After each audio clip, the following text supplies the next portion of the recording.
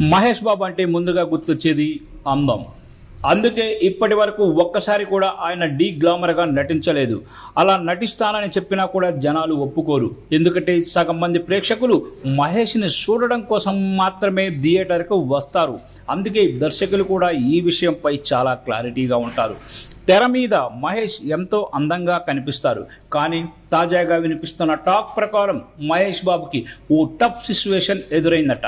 ఏంటి అంటే ప్రజెంట్ మహేష్ బాబు దర్శకుడు రాజమౌళి కాంబినేషన్లో పాన్ వరల్డ్ సినిమా SSMB 29గా తెరకెక్కుతున్న విషయం తెలిసిందే. జక్కన్న సినిమా అంటే మామూలుగా ఉండదు. అందులోనూ సూపర్ స్టార్తో అంటే ఫ్యాన్స్ ఎక్స్పెక్టేషన్స్ పీక్స్లో ఉంటాయి. దీంతో ఈ సినిమా ఖచ్చితంగా industry రికార్డ్ని break చేస్తుందంటూ Mahesh Babu fans, ఇటు రాజమౌళి ఫ్యాన్స్ ధీమా వ్యక్తం చేస్తున్నారు. అయితే ఈ సినిమాలో మహేష్ బాబు చేత చాలా విన్యాసాలే చేయించబోతున్నాడట జక్కన్న.